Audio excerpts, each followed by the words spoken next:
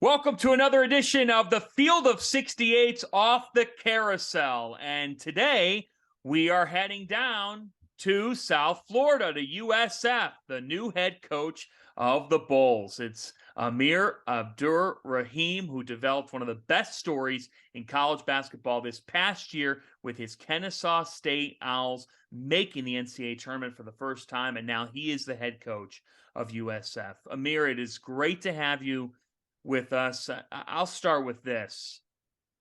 How would you describe the last year of your life? Man, first off, John, thanks for having me on. Thanks for, giving us a platform to talk about South Florida and, the past year. The past year has been, man, it's been a blessing, is what it's been. But it's been a build up too. I was heard a couple people, and I don't take it personally. It just kind of is what it is, But anytime you have a year like we had, especially with how we had to build it, and then you get a job, you get a bunch of people talking about, oh, 1 year wonder, 1 year hit, and that's okay.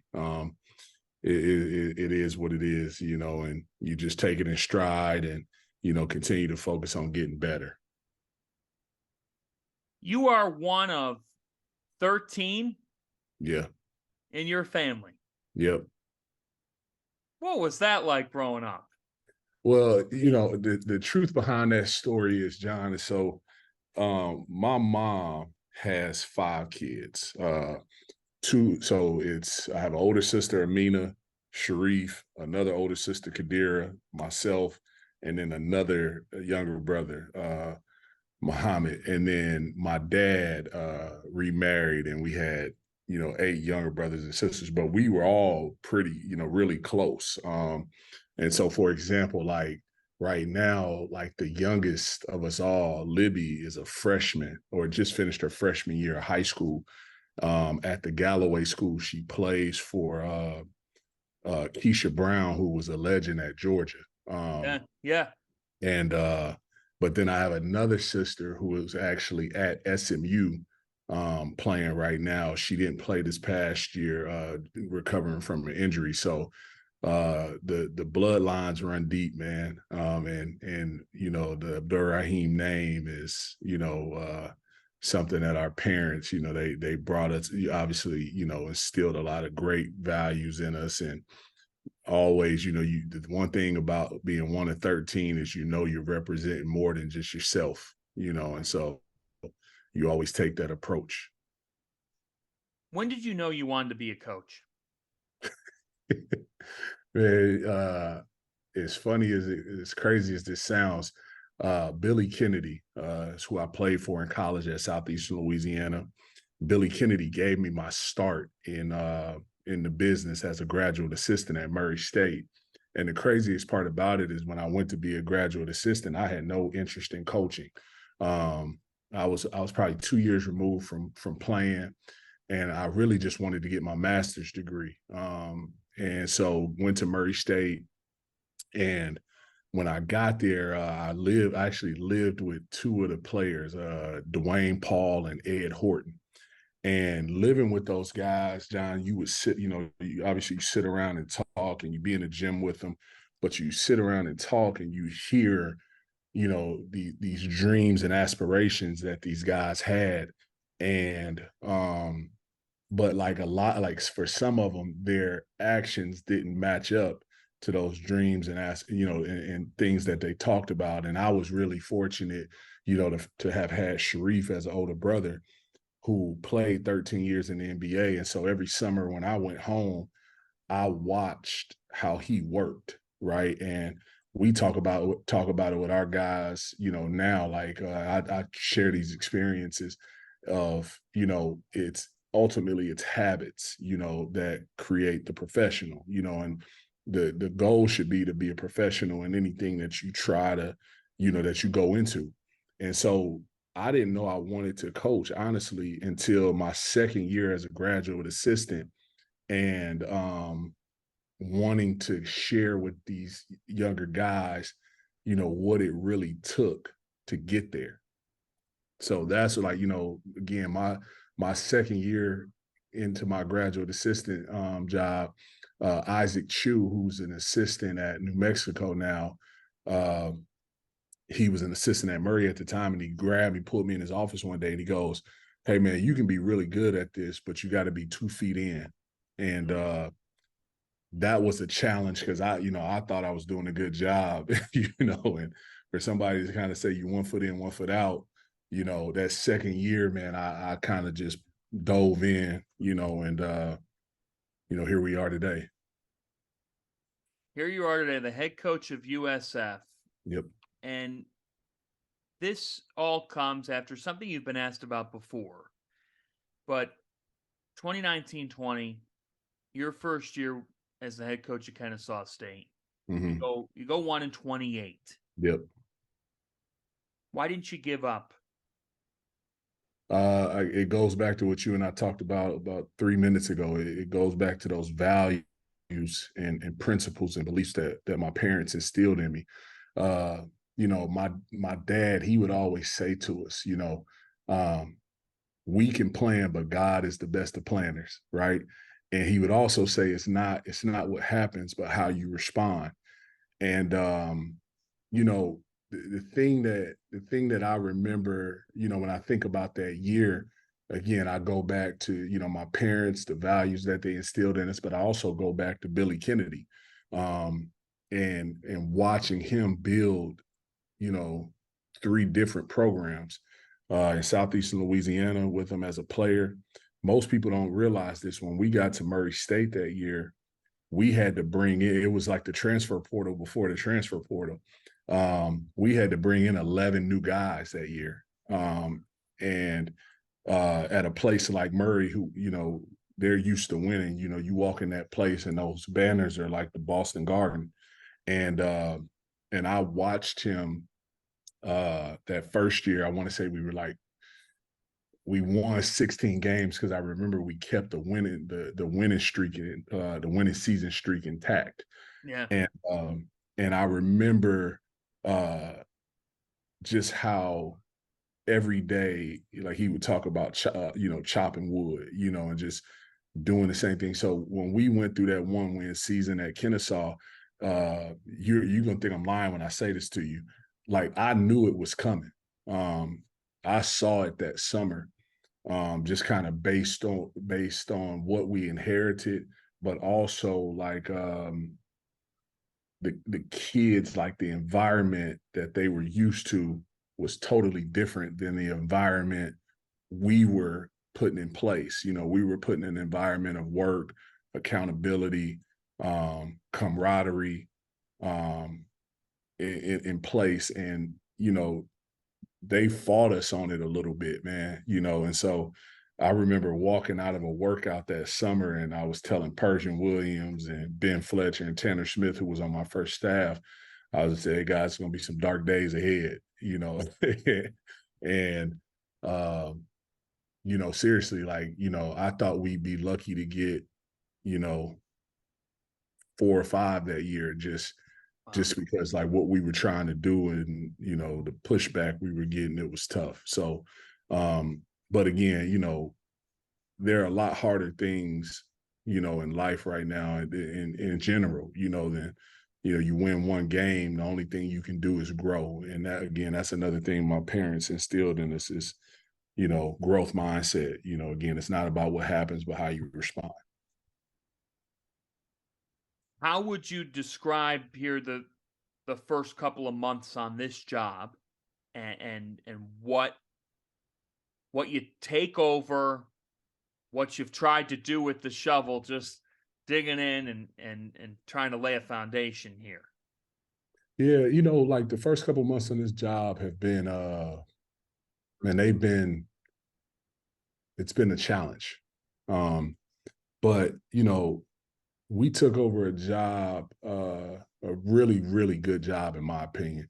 From a coach who's a heck of a coach in Brian Gregory.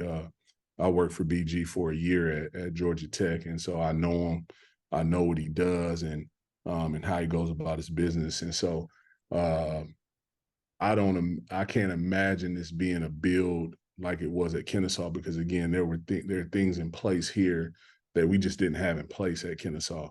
And so it's been a challenge, because again, we're in this environment and in this world of NIL, and you know, these kids rightfully so have opportunity, you know. Right. And so you know, when we took over, you know, we made some changes, but then we had some kids who, there's some good players who decided to put their name in the portal and look at other things. And that was part of it. But what I'm really proud of is the staff that we put together here and the recruiting job that we've done in that time. You know, I think I really like our team. You know, you think about this, you take, you know, you first year, right now we have 4 guys on our roster who played in the NCAA tournament last year. And the 3 kids we're bringing from Kennesaw, and Kobe Knox, who's a big part of the first family of Tampa, the Knox family, who came from Grand Canyon. And so when you add 4 guys to your roster that have played in the NCAA tournament, you have guys that know what winning takes, you know, but you also add a guy in Case and Pryor who played for a junior college national championship. And so I'm really proud of what we've been able to do. And let me not leave this kid out. We added Jaden Reed from Lou High in New York, who helped lead his team, you know, to play for a championship as well. You know, so again, we wanted guys that were going to be about winning. It wasn't just about trying to get as talented as we can. You know, we wanted guys that's something that we brought from Kennesaw, was that we wanted guys that were about, you know, the right things. And I like where we are today, you know, with our roster. Who did you inherit that you've been impressed by? Well, I'll tell you this, Selton Miguel is as talented as they come. Sam Hines is a kid, you know, who Sam went to the same high school I did in Atlanta at Wheeler. And I'll tell you, the kid I'm really excited about is Corey Walker Jr., Okay. former top, you know, 100 guy coming out of high school. And the thing I'm excited about is that, you know, he's been some different places and it hadn't quite worked out. You know, he went to Tennessee, didn't quite work out. He's been here, hadn't quite played to the level that some people thought. And to have the opportunity to get him to where he's capable of being, Right. is really exciting. And so what I did this spring, to be honest with you, like we didn't do any workouts. I just spent time trying to get to know these guys, because at the end of the day, like I could have got out there on the court and done all that stuff with them.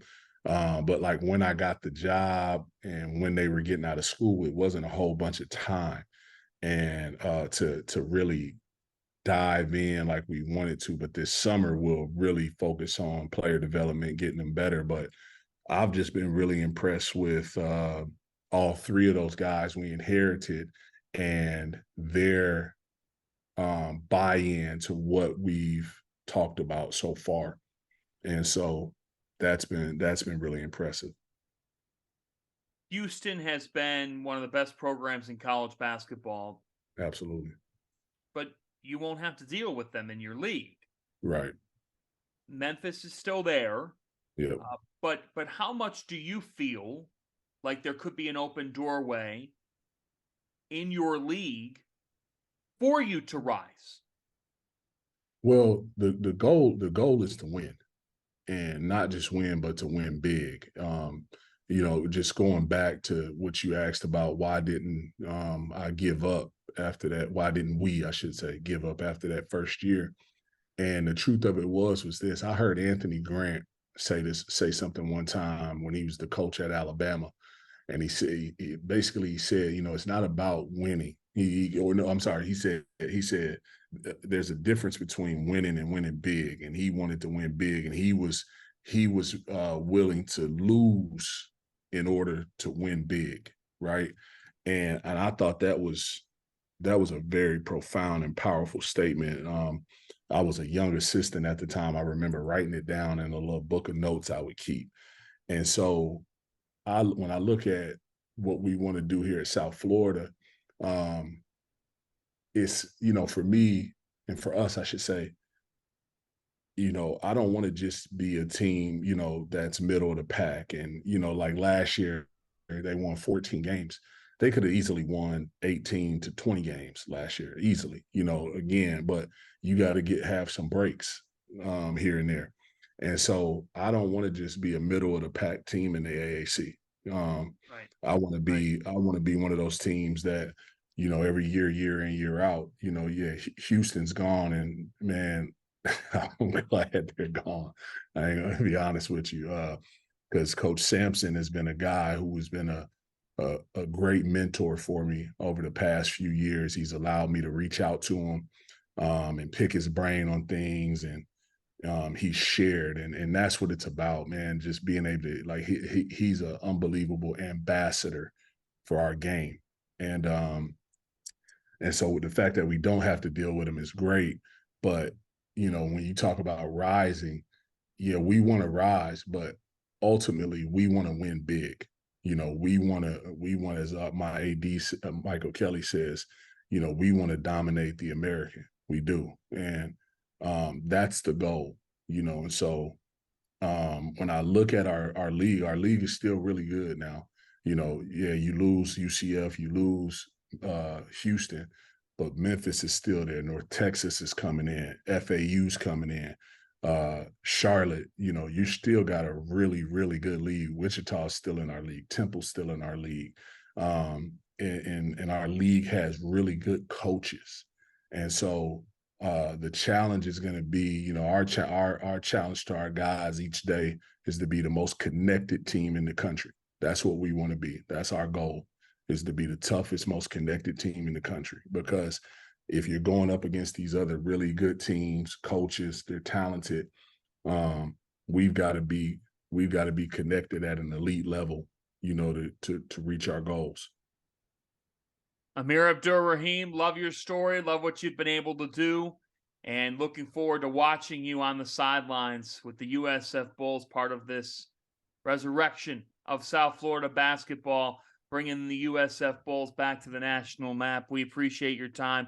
Good luck with everything. Our partner for today's episode is Athletic Greens. I started taking AG1 during the college basketball season, and I loved the impact that it had on my energy levels. I'm a big coffee in the morning guy, but by the time that the afternoon would hit, I needed another boost. AG1 helped me tremendously, especially on those days when I didn't want to get up off the couch and go hit the gym. Their tagline is AG1 is comprehensive health and the power of habit in one. And man, that could not be more true. It's nearly impossible to eat and drink in a healthy manner in the month of February and the month of March when you are in my business. And AG1 was exactly the supplement that I needed to improve my gut health and cover my nutritional basis for the day. I've continued that into April. I've continued that into May, and I'm going to continue that the rest of the summer. All I have to do is mix a scoop of AG1 with some water, or maybe add it into a smoothie, and I'm ready to go. Do it after lunch, and you'll be ready to go for the rest of the day. If a comprehensive solution is what you need from your supplement routine, then Athletic Greens is giving you a free 1-year supply of vitamin D and 5 free travel packs with your first purchase. Go to athleticgreens.com/field68. That's field68, FIELD, the number 6, the number 8, and you can get yours now. So check it out and help support this show. Thanks.